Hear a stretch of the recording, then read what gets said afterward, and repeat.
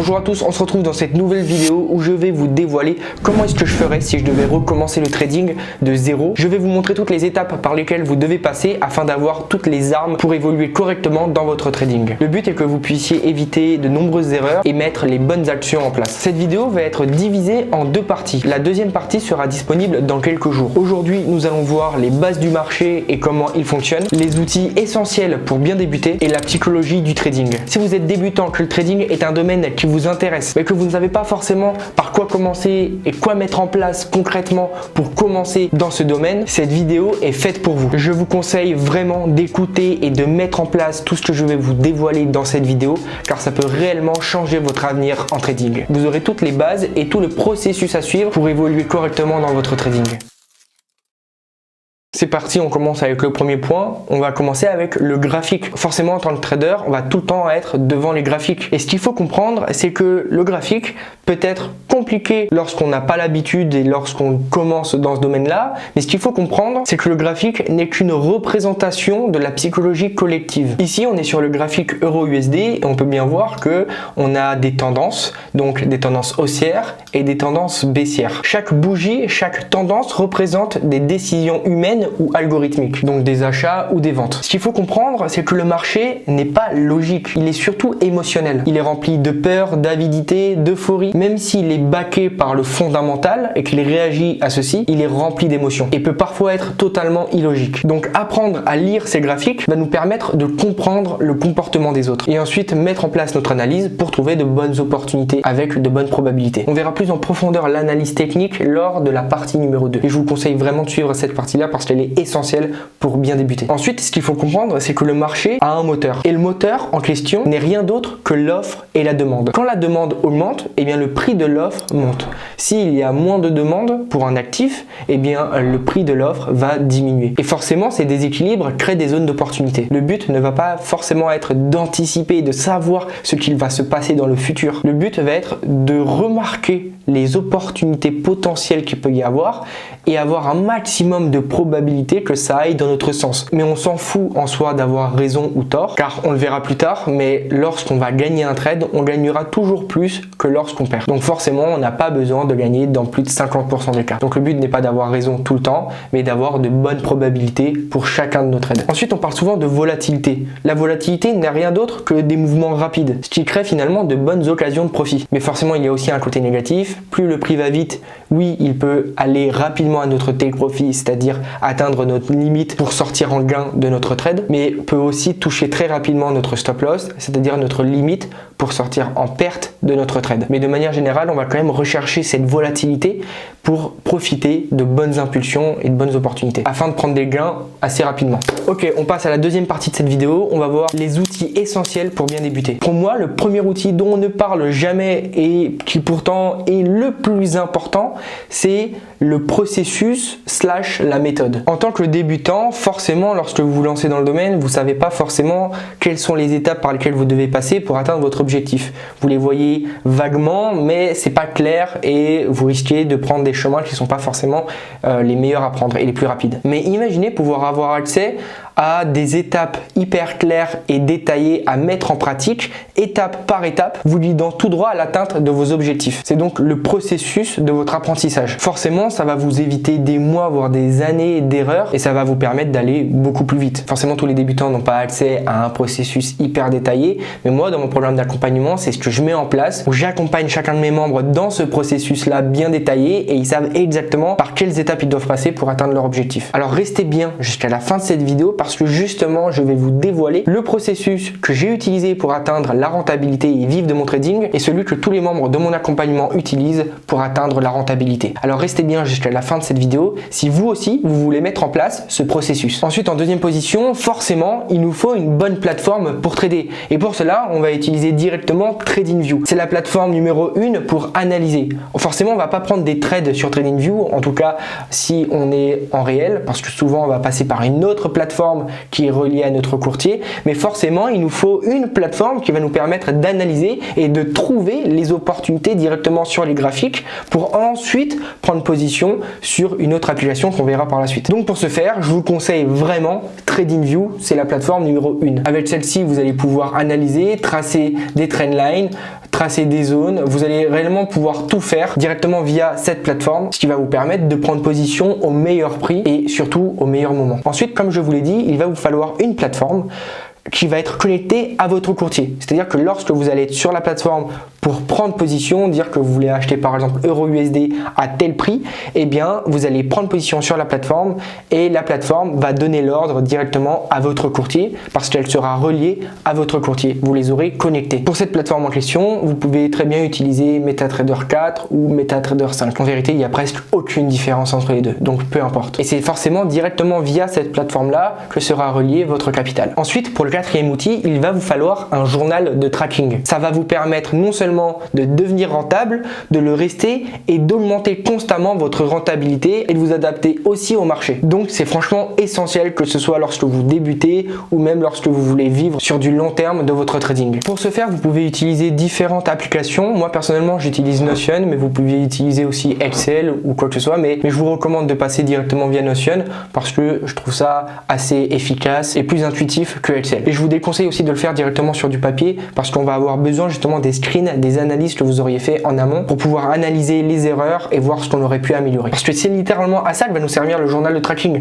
C'est de repérer nos erreurs, repérer ce qui nous rapporte de l'argent et justement l'optimiser. Et les erreurs, on n'aura plus qu'à les supprimer de notre trading. Par exemple, vous vous êtes rendu compte qu'à une certaine horaire, vous n'êtes plus rentable. Imaginons à 16 heures. On peut voir que là, on est à moins 1%. Alors forcément, ça, c'est juste un template. Et bien, au bout de plusieurs trades, de plusieurs mois de trading, si vous êtes plus rentable sur une certaine horaire par exemple, vous allez tout simplement arrêter de trader à cet horaire-là parce qu'elle vous fait perdre de l'argent. Et ça, vous allez pouvoir le faire avec tout. C'est-à-dire que si vous voyez que vous avez de mauvais résultats lorsque vous prenez des ventes, vous pouvez très bien réduire votre risque lorsque vous prenez une vente ou alors arrêter de prendre des ventes. Vous allez pouvoir le faire avec les mois, avec des confirmations. Ici, on a avec les tendances long terme. Donc, imaginons que lorsque vous prenez une position sur d'une heure, c'est-à-dire que chaque bougie représente une heure et que vous prenez par exemple un ordre à l'achat, donc on va placer une position longue juste ici.